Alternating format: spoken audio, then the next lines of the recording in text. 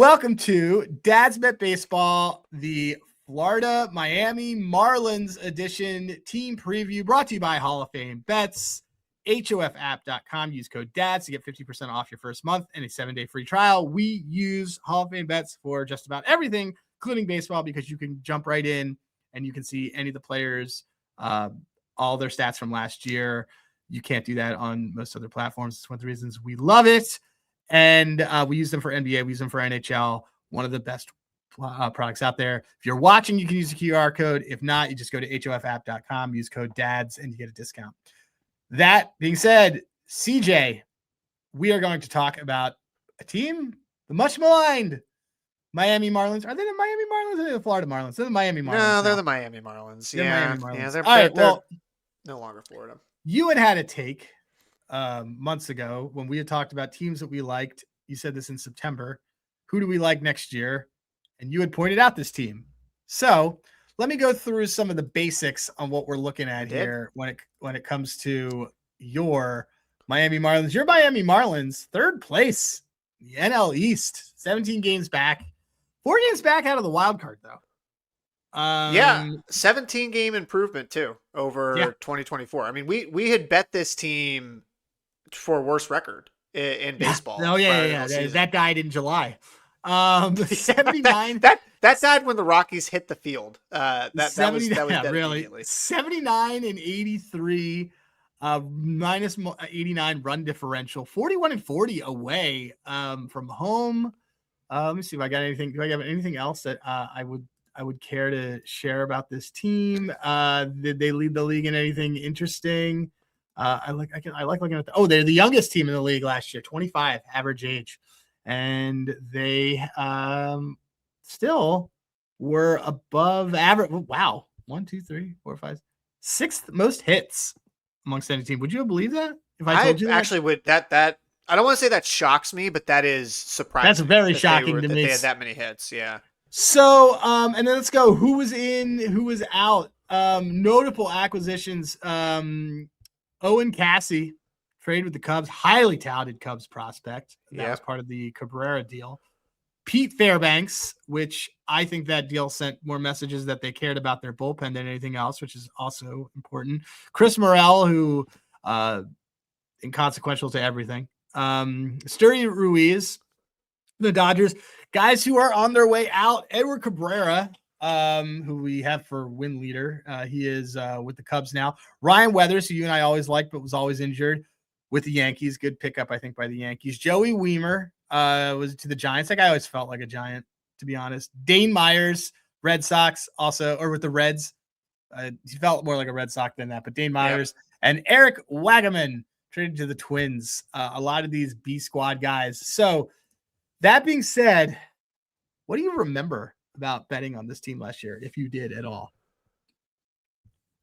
Funny enough, I actually remember betting Wagaman a few times for dongs because you got like pretty crazy prices on him, and he had a good. He's another good hard hit barrel sort of rate profile. I remember that this team was like very competitive actually at the deadline. You forget that at the deadline, how many games under 500 do you think would you have remembered them being? What do you want to guess? I'll guess 7. They were 50 and 53. So serious? They were only 3 games under at the deadline last season, and which is actually kind of surprising because then they ended up basically playing 500 ball for the rest of the season. This team was nuclear hot at the basically from like mid-June through July. They made up quite a bit of ground. I also remember this team weirdly not for as young as they are. You would expect that if you had more James Woods on your team or more Dylan Cruz, like another team we have previewed, that you'd be seeing a lot more strikeouts. This team actually struck out the 4th least of anybody in baseball last year, which was also Handy Guess has not a lot of blue. Not a lot of blue, and this is another reason why that on another team that we also like that has a lot of young guys, when I'm looking at lineups that I think can succeed season to season, and you're not going to see as much volatility, I want to see lineups that are young and have pretty decent plate discipline. And the Marlins certainly qualify for that. So, from a lineup standpoint, I really like a lot of the pieces on this team. The pitching is where it's going to be interesting to see what happens here, because you've got Sandy, who, I mean, he did eat a ton of innings last year. They just weren't very good. But I got to pull up his splits, because I remember a different Great Sandy down the the second stretch. half of the season Yeah. than I did the beginning. The beginning of that season, he was, so I'm pulling up his splits right now from last His season. last 7 So starts were electric, dude. okay. So through May, he had an 8.64 ERA. I mean, there's people that were legit like, I don't know if he's going to be able to finish the season. His first half, he had an ERA of 7.22. Over 83 innings over that second half, he had a 3.33 ERA, was only allowing a 218 average with a 360 slug.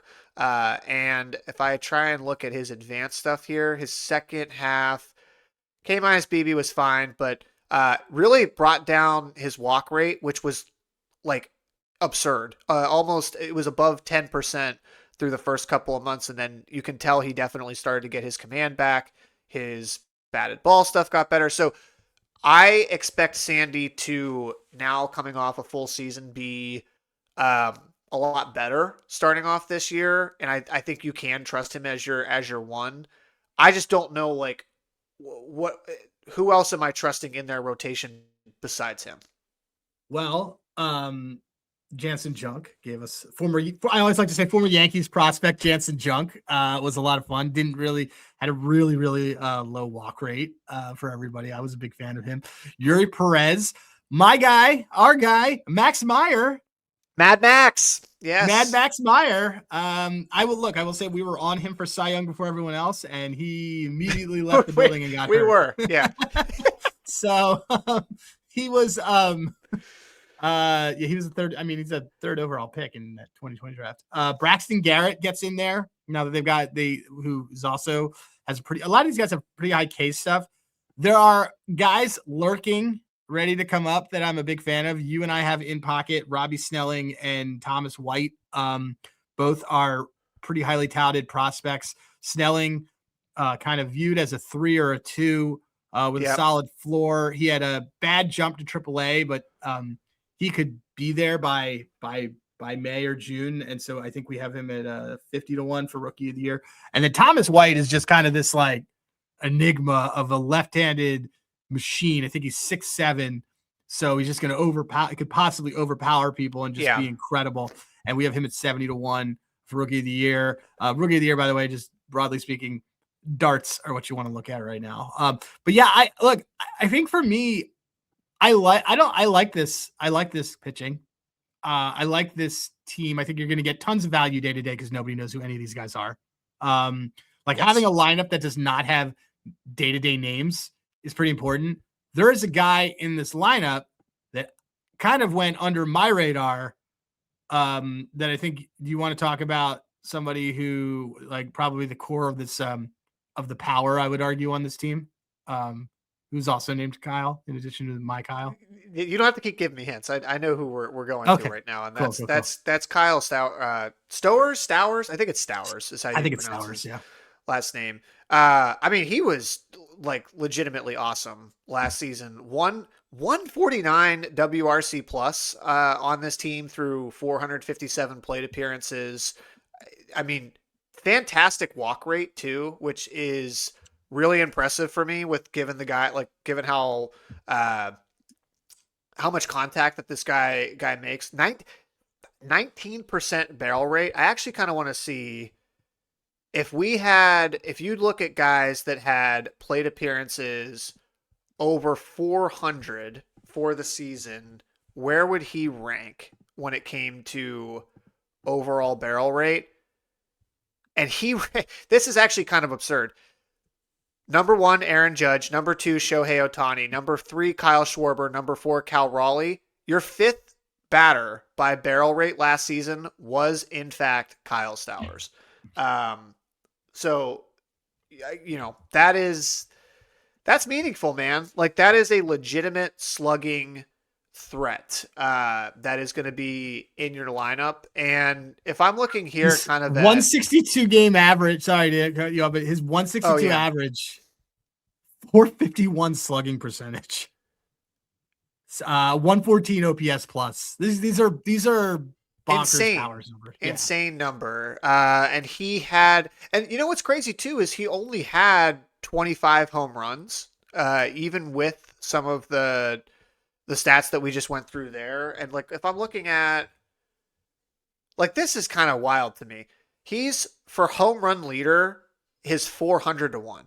Why is this guy 400 to 1 and you're 5th in barrel last season? And what is it, from home run to fly ball rate? I mean, his home run to fly ball rate was still excellent, 22.9%. That is not bad at all. 400 to 1 is just kind of wild to me. I want to actually see if his number is on. So for 35 plus home runs, you can get him at 7 to 1 right now. Yeah, I like that a lot. I think that's a bet. I like it. I was gonna say that's a bet. I was doing a little bit more kind of research on because I didn't realize how good he was at pulling together RBIs. But amongst players from July 1st onward, who had a WRC plus of 140 or higher, he was he's top 15 in RBIs. He was in his slugging percentage, let me just see. His slugging percentage was, I saw it before and it was like kind of insane. I don't know why is Corey Lee on here. So yeah, his slugging percentage from July 1st onward amongst these qualified hitters was 5th. Behind it was Springer, Stanton, Judge, Stowers.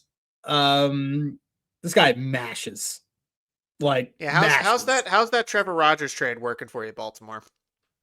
Yeah, well, I don't know if I guess it's okay. Well, Trevor Rogers actually was Trevor Rogers, but this is I'm sure that they wouldn't have wanted to get rid of Grayson Rodriguez if they had held on to, if they had waited a little bit on Kyle Stowers. Yes, I agree with that. Yeah. Also, that trade was so weird. Connor Norby too, who was also on this team. They kind of super overpaid. Yeah. Okay, then let's getting to kind of some other Brad. So can this team make the playoffs? So I think the first thing that I want to go look at is actually the price for them to make the playoffs before I give that answer. So they're 5 to 1 to. They might be able to make the playoffs, but well, any team can make the playoffs. I mean, you can apparently bet the Rockies at 30 to 1 to make the playoffs, which, as we've said before, is insane. So we kind of just did this on one of our other team previews where we went through the list of teams that we believe are going to be in that camp for competing for a wild card or a playoff spot. So let's do that same exercise with these guys and we can kind of figure this out. So okay, here's your NL teams that I think we would both agree on are definitely going to be, quote, in the hunt. So Phillies, Mets, Cubs, Dodgers, Giants, Padres,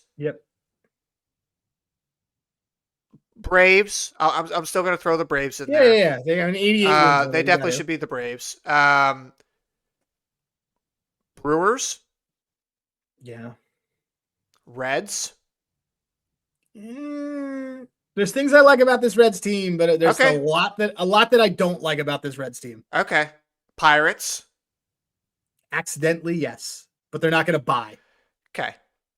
And I didn't mention, I guess, the Diamondbacks if we throw them in there. That's a lot of teams, but it's a lot of teams. I guess the question becomes: would we take them over any of those teams? And I'm not. So that's where I was going with this. Pirates, yes. Reds, yes. Brewers, yes. I think I would take them over the Brewers, although I will. The Brewers are like the guardians of the NL. Like they Did you say the somehow figure Cubs? this You said the shit. Cubs, right? Yeah. I did Cubs. say the Cubs. Yeah, I said Okay, the cool. Cubs. So I would definitely take them over those three teams.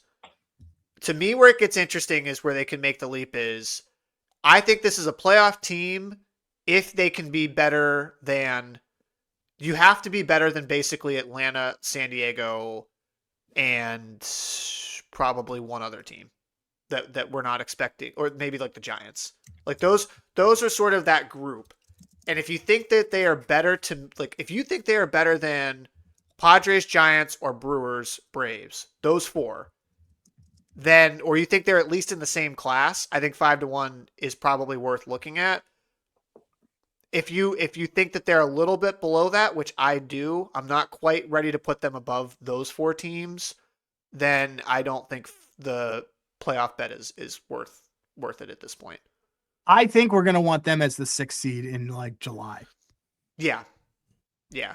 Like Once we can that's get a better the idea of their pitching staff too. yeah. Like one of the ways to play a lot of these teams is, do you like them to be the last team in? And I think Yeah. that's probably the way to do it. I'd sacrifice value, but I think it's okay. Win total. What number did I have for them? I had them You at have 78. them I moved at them up to 78. 79, and the market has Yep. them at 73. Yeah. So Yeah, let me go just double check if that is still the same number They had here. a 17. I can't believe they have a 17. Oh, it's down to 72 and a half. I don't care. I Yeah, mean, the market doesn't. I that's forgot. The market doesn't agree with me, but whatever. absolutely an over for me on It's that an one. over. It's definitely an over. This team Their even price with tag was regression. 72. Yeah. This team, even with a little bit of, I mean, again, they won 79 games. They can be 6 games worse this season. And they were one of the worst teams in baseball the first 2 months of last season. They kind of had to work their way back. So definitely an over on 72 and a half. Individual player bets. What are we thinking here? Well, I think we mentioned one, which was the Stowers 35 plus home runs. Yeah, do we like that more than home run leader? What is he for home run leader? Oh, he's an insane price for home run leader. I think he's like 401 or something. Are you serious? Yeah, let me go look. He is. Yeah, he's 401. Yeah, that's a bet. Like he's not winning it, but that's a just in case bet. That's yeah. That's a New Jersey Transit money bet. It's where my next bus ticket's going. Let me look at that. Okay, so I'm on the Blue Book now too because I just wanted to see if they'd put any other markets up, and they haven't. Oh, here it is, home runs. Yeah, they only have like Nick Kurtz. Why is everybody so into Nick Kurtz? You say this every preview. It's just like I know. I just can't. I just don't like get it. It's just like all right. Oh, you know what I'm interested in on this team? I think you're about to say what I was going to say. Yeah, yes. Xavier Edwards, stolen base leader at 25-1. Xavier Edwards, because I like Xavier Edwards. So we have another one that's in pocket. We already have it in pocket. So full disclosure, Ron Acuna we have, and we'll talk about it more when we get to a Braves episode. But Xavier Edwards had a 330 BABIP last year. Doesn't K, walks a lot, fast. These are all things that I want in a guy to lead the league in on a lineup that also doesn't on a lineup that hits a lot and doesn't K. And Stowers is batting behind him, who's a classic power hitter who there's a lot of reasons why they'll probably give up that base to get to him. He's batting second. Yeah, let's do Xavier Edwards with the other. Yeah, we'll do that right now. Actually, this is why I'm glad. Really like both of these. The Stowers and Edwards bet both of them. Yeah, so we're gonna So we have a solid chunk of Marlins liability. I like this. Okay, so we are doing. We're gonna do Stowers. Everyone gets to hear us do a bet live, which is riveting radio. Okay, home runs. 35 plus home runs. Kyle Stowers. Where is that? You said it was 7-1. That's DK 7-1. Yeah, cool. I'm gonna do that for a half a unit. That is great. Or maybe I'll do it. Let me hold on. What happens if I do it to nope, that doesn't do anything for it. I was like, oh, can I make this cute? No, I'm gonna do half a unit on that one on Kyle Stowers, 7-1. And then I'm going to do a half a unit on Xavier Edwards to be the stolen base leader at 25-1. And I have the over 73.5 wins in pocket. So there you go. Fun team, man. I'm excited. They are a fun team. The fish are fun, man. The fish are fun. The fish are fun. This is going to be there's a lot of young guys on this team I really like. And you know, if Sandy comes out and is terrible again, this is why we said we wait to bet for them to make the 6th seed. Like, let's kind of see where their pitching staff falls into place. But there's they always say, what was it? Bill Simmons always kind of has a thing with on NBA. It's like the league pass teams. This for me would be like top of the list in MLB TV types of teams. I am excited to bet on them and see them game to game. We got a solid portfolio of players for this team. We got 2 rookies we're waiting for. We got their over wins. We're going to be cheering for stolen bases. We're going to be cheering for home runs. Some fun stuff going on in Miami. All right. That all being said, this has been Dad's Bet Baseball, the Miami Marlins team preview. Again, thank you to our sponsor, Hall of Fame Bets, HOFapp.com. Use code DADS. Also, Handigraphs has off mode season. That is our website, handigraphs.com. You can use code HGEDGE and it gets you a free month. And then you get access to all the analytics that we've been talking about. You can tell what is good and what is bad. You can make your own splits. You can make your own filters. You can put it into a model and just say, hey, I don't even know anything about baseball. I just want to make a computer do it. We actually are set up for that. And we have a fun Discord too. So, all right. We are going to be out of here on this, but we have got lots of baseball teams to preview. So thanks for coming by.